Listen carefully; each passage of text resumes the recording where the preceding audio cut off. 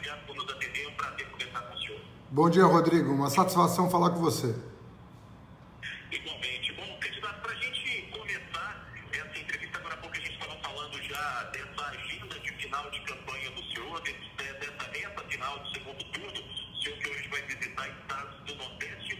Qual a estratégia nesses últimos dias, nessas últimas horas, para tentar virar o cenário que as pesquisas estão apontando?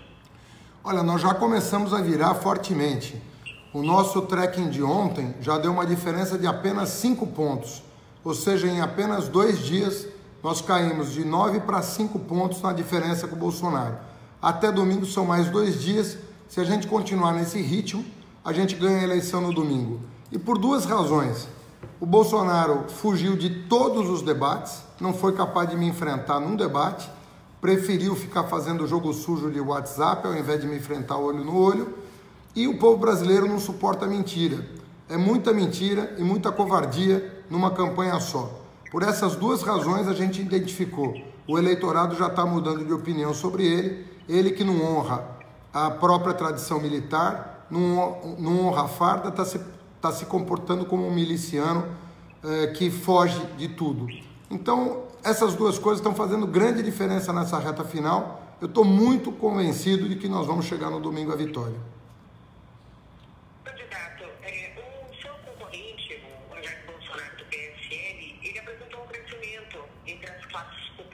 No país.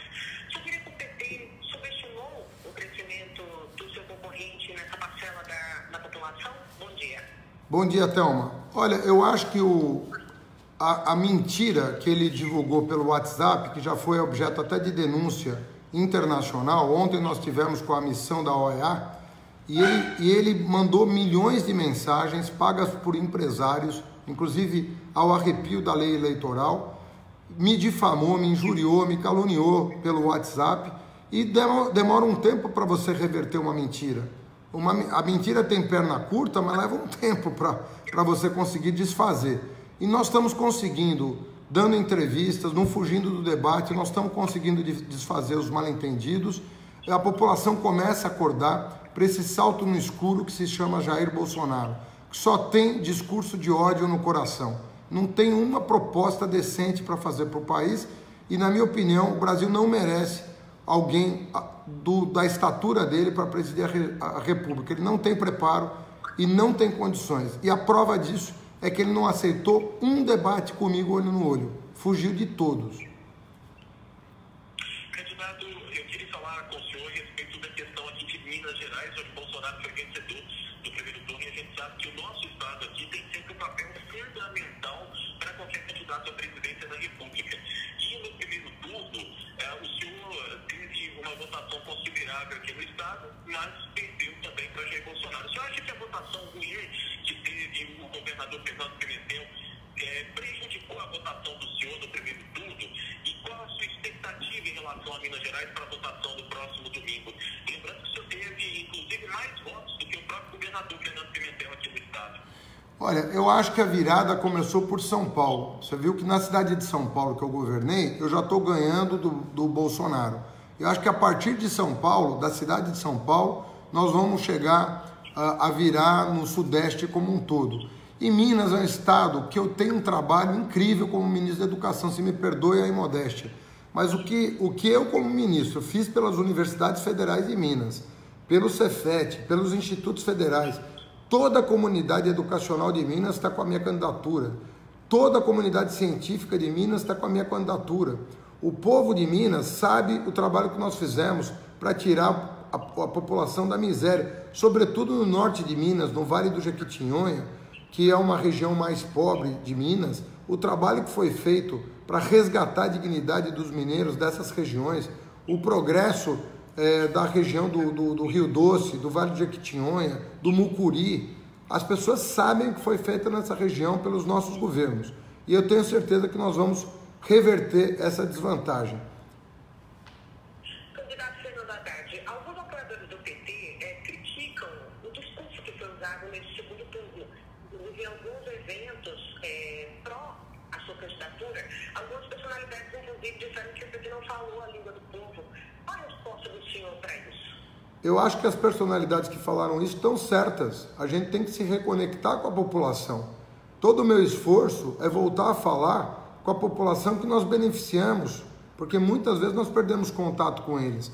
Por que nós conseguimos reverter já em São Paulo a situação? Porque nós fomos para a periferia de São Paulo falar a língua do povo, dizer o que o povo precisa para melhorar suas condições de vida e tirar o país da crise. E reconhecer erro, desculpa, mas não é pecado nenhum. Qual que é o problema? Você fala o que você fez de certo, e foi muito. Os nossos governos fizeram muito de bem para o país. Nós tiramos da miséria quase 40 milhões de brasileiros, colocamos na classe média outros 40 milhões. As pessoas mudaram de vida para melhor. Então a gente tem que bater bumbo mesmo e falar, porque se a gente não falar, ninguém vai falar. Mas reconhecer erro também é uma virtude, ué. Qual é o problema? Fala do que fez de certo, reconhece erro, bola para frente. Vamos resgatar o país. O que eu sou contra é jogar o país no precipício que o Jair Bolsonaro representa. Ele é um salto no escuro. Ele é uma pessoa que em 20 anos nunca fez nada a não ser mentir. Nunca aprovou um projeto, nunca uma fortuna que se gasta com um gabinete de deputado. Ele nunca aprovou nada. Eu acho que, sinceramente, o Brasil não merece isso. E eu tenho certeza que os brasileiros vão concordar comigo até domingo. Nós não merecemos uma pessoa tão miúda, tão pequena quanto ele. E se ele tivesse alguma dignidade, ele me enfrentaria num debate. Eu já me dispus até em ir numa enfermaria debater com ele. Até em enfermaria eu me dispus a ir. Mas ele disse que a estratégia dele é fugir. Eu nunca vi um militar que fala isso. A minha estratégia é fugir. Como é que uma pessoa que tem como estratégia fugir vai ser o comandante em chefe das Forças Armadas? Não tem cabimento uma coisa dessa. Candidato, a tentativa de trazer o ex-presidente Fernando Henrique Cardoso para sua campanha foi tarde? Foi um desses erros que o senhor se refere nesse segundo turno? Olha, para minha surpresa, nessa reta final, Marina Silva declarou voto em mim. O Alberto Goldman, que foi presidente do PSDB, declarou voto em mim pelos riscos do que o Jair Bolsonaro representa. O Alberto Goldman foi vítima da ditadura, sabe o que significa tortura, sabe o que significam os porões da ditadura, sabe o que significa violentar uma mulher num porão de ditadura e tornar um cara desse, o torturador, um herói, como faz meu adversário. Ele sabe, porque ele já tem idade suficiente para saber o que o Brasil sofreu. E não vai aceitar uma pessoa sem preparo à frente de um país da importância do Brasil, né? Então eu tenho recebido muitas declarações de apoio, estou muito feliz com isso nessa reta final. Vamos falar dos apoiadores, candidato. Eu queria falar a respeito de Ciro Gomes. Existe a perspectiva de que ele embarque no Brasil de hoje até amanhã, e ele declarou um apoio crítico ao senhor, mas depois foi para a Europa e acabou não participando em nada da sua campanha. Eu pergunto para o senhor, nessas últimas horas, nesses últimos dias, que postura que o senhor espera de Ciro Gomes? E pergunto mais, o senhor ficou decepcionado com a postura dele de ter anunciado esse apoio crítico e depois ter ido para a Europa e não ter participado de absolutamente nada do segundo turno? Olha, eu tenho maturidade suficiente para entender o comportamento das pessoas, e na política você tem que sempre ter uma postura de acolhida, sobretudo com quem pensa parecido com você. E o Ciro é meu companheiro de longa data, foi ministro comigo, eu da Educação, ele da Integração Nacional. Admiro o trabalho que eles fizeram lá no Ceará, inclusive apoiando um candidato do PT ao governo do estado, que é o Camilo Santana, que foi eleito com 80% dos votos válidos. Imagina você, foi o campeão dos votos válidos com apoio do Ciro e do Cid. Então eu sim espero que ele, ao desembarcar, faça uma fala dura contra o fascismo, contra o nazismo, contra a tortura, contra o discurso do ódio, contra a venda do Brasil. O Brasil não precisa ser vendido como quer meu adversário. O Ciro é um patriota, eu tenho certeza que ele vai fazer uma fala dura nessa reta final, e nós vamos vencer juntos, porque não vai ser uma vitória de um indivíduo, vai ser uma vitória de um projeto de nação contra o desmonte de nação que o Bolsonaro representa. Candidato, obviamente as campanhas, as estratégias de campanhas, elas são pensadas, são projetos de partido. Mas o senhor acredita que se no primeiro turno a campanha tivesse sido feita mais em cima da imagem do senhor e menos da imagem do ex-presidente Lula, seu desempenho teria sido melhor? Olha, a pior coisa do mundo é mentir para a população. Você não pode mentir para as pessoas, ficar fazendo de conta que você é o que você não é. O meu adversário agora quer posar de bonzinho, depois de querer armar toda a população. Não funciona assim. Você perde credibilidade. Por que o Bolsonaro está sendo visto como um grande mentiroso, cada vez mais pelas pessoas?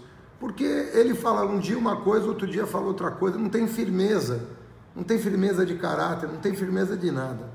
Só usa o subterrâneo da internet para fazer política baixa. Eu não minto para ninguém. Eu fui ministro do Lula, tenho honra de ter sido ministro da Educação. O Lula queria ser candidato, todo mundo sabe disso, provavelmente já teria sido até eleito. Me escolheu para substituí-lo porque eu era vice na chapa.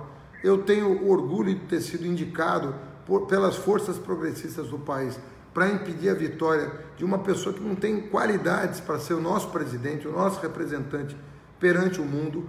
O Lula sabe o risco que o Brasil está correndo. O mundo inteiro publica reportagens, os principais veículos de comunicação do mundo inteiro publicam reportagens alertando a elite brasileira de não cometer esse salto no escuro. É um verdadeiro suicídio o que está sendo feito no Brasil. O mundo inteiro está alertando a elite brasileira, não façam isso, não coloquem o Brasil na mão de uma pessoa com essas qualificações. Então eu não vou esconder os meus apoios, nunca fiz isso, não farei, não nego as minhas origens, defendo um projeto que eu acho que é o melhor para o Brasil e vou lutar até o último segundo para reverter o quadro e ganhar as eleições.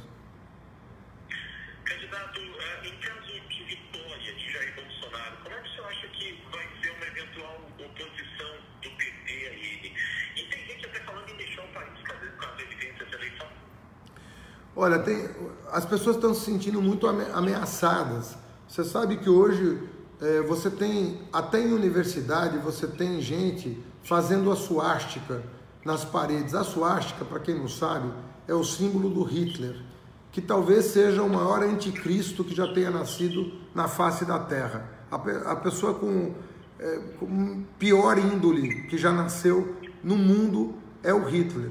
E as pessoas seguidoras do Bolsonaro estão usando o símbolo do Hitler para ameaçar, fazendo a suástica em igrejas católicas, opondo evangélicos e católicos. Isso é um crime. Os cristãos são uma comunidade só e existe uma comunidade interreligiosa que se respeita mutuamente. Acabou aquela história de guerras religiosas que ele está querendo introduzir no Brasil. As religiões devem e podem e devem conviver em respeito mútuo. Cada um tem o direito à sua crença. Agora nós vamos impor uma religião às pessoas? Nós vamos ter uma igreja oficial no Brasil? A Igreja Universal vai ser a religião de Estado no Brasil? Isso não pode ser assim. Nós temos que garantir que todo mundo tenha liberdade. E as pessoas estão com medo. Hoje as pessoas estão com medo de dizer o que pensam, porque os seguidores do Bolsonaro são muito violentos. E se nós armarmos essas pessoas com facas e revólveres, como eles estão propondo, nós vamos criar uma guerra nesse país desnecessária que é estranha à nossa cultura. A nossa cultura é de respeito mútuo, é de cultivo da paz. E eu sou o candidato à paz, não da guerra. Candidato, a derrota da ex-presidente Dilma Rousseff na eleição aqui em Minas Gerais, candidata ao Senado, que foi uma grande surpresa, já que ela era apontada como favorita para uma das duas vagas, faz com que o PT tenha que rever as prioridades do partido daqui para frente? Olha, a gente tem que fazer uma grande reflexão permanente, né, sobre o que está acontecendo. O PT ainda saiu como o maior partido do Brasil na Câmara, é importante registrar. O PT ainda é o maior partido na Câmara e é o maior partido de preferência entre os eleitores. Então, o PT é um partido que sobreviveu à crise política, ao contrário do PSDB e do PMDB, que foram punidos severamente pelos eleitores. Então, dos grandes partidos, sobreviveu o PT. Mas isso não pode dar ao PT outra condição que não seja de humildade, porque para nós continuarmos vivos e crescermos, nós vamos ter que fazer uma reflexão sobre tudo o que aconteceu, melhorarmos muito internamente, externamente, melhorar a comunicação com a sociedade e, em caso de vitória em domingo, ampliar o leque de pessoas perto da gente. Nós vamos ter que fazer um governo amplo. Nós não vamos poder fazer um governo, nós vamos muito amplo, com todo mundo de bem no nosso governo. Um ministério amplo, com todos os democratas, e afastando o risco do fascismo, do nazismo e da violência no nosso país. Candidato, um dos motivos da crise que a gente vive hoje, muita gente, muito especialista aponta que foi o represamento de preços promovido justamente pela Dilma, a quem a dama se referia agora há pouco, no fim do primeiro mandato dela. Existe quase um consenso também de que houve uma questão de contas públicas que não foi bem explicada na eleição de 2014, que o PT não conseguiu explicar ou não mostrou com clareza o cenário econômico que nós vivíamos naquele ano, naquela eleição. O senhor tem abordado e tem mostrado propostas agora nessa reta final que vão no sentido de voltar os combustíveis para preços em que estavam anteriormente. O senhor tem defendido também que o preço do gás de cozinha, por exemplo, seja reduzido. Enfim, outras propostas nesse sentido. Isso não é defender talvez uma política econômica que acabou dando errado, sobretudo no segundo mandato da ex-presidente Dilma Rousseff? E pergunto para o senhor, como é que o senhor mostra para a gente que é possível fazer essas coisas todas, cumprir esses compromissos, essas promessas, respeitando os limites do gasto público, enfim, essa questão toda do déficit, do rombo fiscal que vive o país?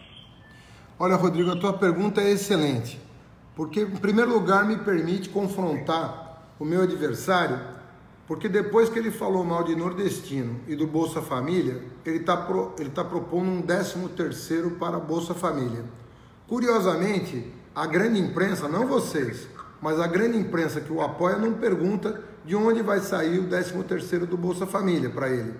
Por quê? Porque ele tem o apoio dos muito ricos do país. Todo mundo sabe disso, todo mundo sabe que o Paulo Guedes, que é o economista dele, é banqueiro e só pensa em lucro para os poucos e não em benefício para os muitos.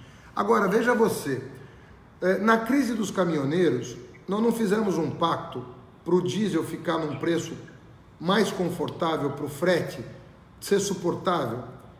Agora, a dona de casa não pode pagar 75, 80 reais o bujão de gás. Ninguém tem dinheiro para isso, Rodrigo. E o gás de cozinha é um item da Petrobras que representa 4% do faturamento da Petrobras. Ou seja, o gás de cozinha é um item irrisório, pequeno dentro da Petrobras. Nós podemos, sim, remanejando os preços internos da Petrobras, garantir que o bujão de gás chegue barato à dona de casa. A dona de casa não tem condições de fazer passeata, como tiveram os caminhoneiros, de parar o país. A dona de casa, se não tem o gás de cozinha, compra lenha. Se não tem lenha, compra álcool para cozinhar. Você sabe quantas pessoas já foram parar no hospital queimadas por conta de cozinhar a álcool? Agora, o Brasil, com a riqueza que tem, não pode garantir subsídio para o gás? O próprio Alckmin, no primeiro turno, propôs subsidiar o gás. E ninguém perguntou para ele de onde sai o dinheiro. Sabe por quê? Porque é muito pouco o dinheiro que nós estamos falando, perto das riquezas do país. Então não vai ser isso que vai causar nenhum dano às contas públicas. Nós temos que respeitar quem não tem dinheiro para pagar 80 reais o gás. Agora, 49 a pessoa tem, porque era o preço da época do Lula. E na época do Lula o país não quebrou por conta disso. Entendeu? Então nós vamos sim subsidiar o gás. O gás precisa ter preços adequados e precisa ser um item da cesta básica.